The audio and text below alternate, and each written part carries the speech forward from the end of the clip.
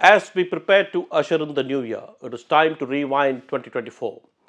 From continuing hostilities between the Raj Bhavan and the Secretariat to a sensational high profile murder, Tamil Nadu witnessed it all. What are the five big news developments of this past year?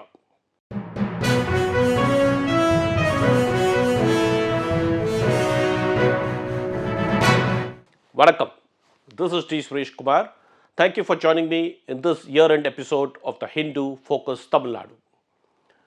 2024 began on a positive note for Tamil Nadu with the successful conduct of the Global Investors Meet that saw an investment commitment of rupees 6.64 lakh crore through 631 MOUs that promised to generate over 27 lakh jobs.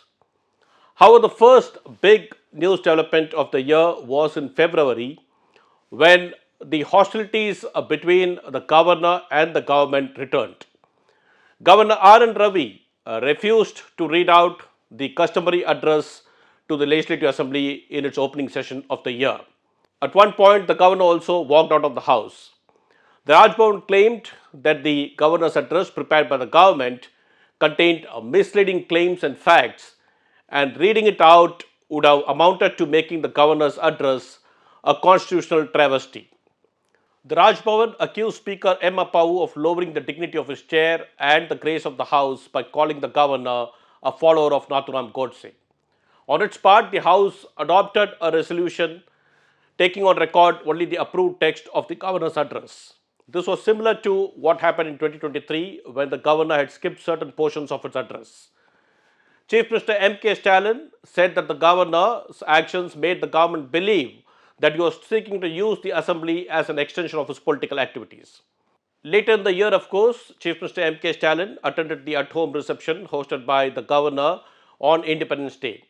However, the hostilities between the two constitutional functionaries continued, as has been reflected very recently with the governor refusing to approve the Vice Chancellor's search committee that was constituted by the Higher Education Department.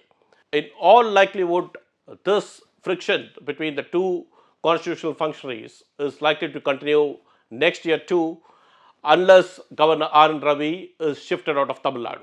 On the political front, this year was very rewarding for the DMK-led India bloc. In the Lok Sabha elections, the DMK-led front bettered its 2019 record, winning all 39 seats in Tamil Nadu.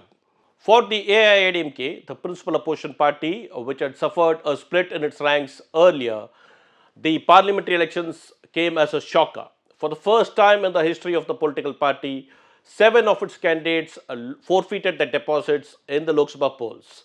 In fact, in Kanyakumari, the AIADMK candidate came fourth behind the Nam Tamil Katchi candidate. The BJP, under the leadership of its state leader Annamalai, for the first time headed an alliance in Tamil Nadu for the Lok Sabha polls. The party managed to secure 11% vote share without the support of either of the Dravidian parties.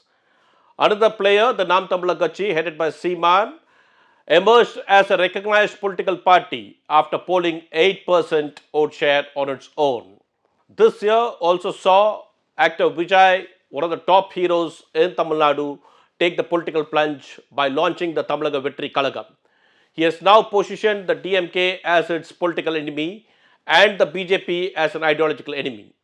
Among other top political developments, Tamil Nadu saw Udayanidhi Stalin, the son of Chief Minister M.K. Stalin, being elevated as the Deputy Chief Minister of the state. It also saw the return of Senthil Balaji into the Tamil Nadu cabinet.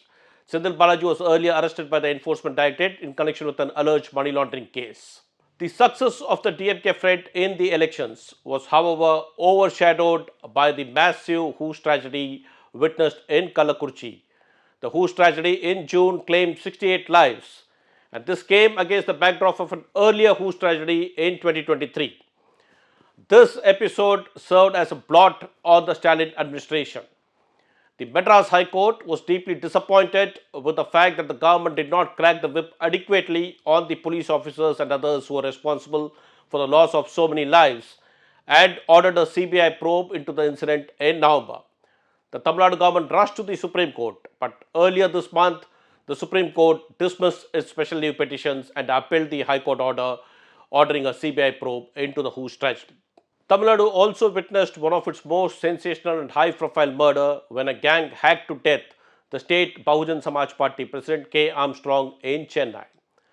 His murder triggered widespread outrage among Dalit activists. One of those who prominently criticized the government was well-known film director Pa Ranjit. Initially, the police said that Armstrong was murdered to avenge the death of notorious gangster Arcad Suresh. However, subsequently, the police were able to connect the dots and they unraveled a plot naming several persons as accused, including some political party functionaries in the murder. The police has now filed a charge sheet running to about 5,000 pages. It remains to be seen if the police will be able to build a foolproof case to secure conviction of all the accused in the trial court. This year also saw the reintroduction of the e-pass regime. The e-pass regime, as we all know, was made popular during the COVID lockdown, but now it has been implemented in a limited measure for a specific purpose in two districts, the Nilgiris and Dindigul. The Madras High Court, which is keen to develop a scientific study to assess the carrying capacity of popular tourist destinations of Ooty and Kodaikanal, has mandated the issuance of e-passes. The court had come up with this mandate in the summer. However, down the line, it was unhappy with the manner in which this was being implemented, and it has now directed the collectors of the Nilgiris and Dindigul district to also explore installing automatic number plate recognition cameras to ensure effective implementation of the e-pass system.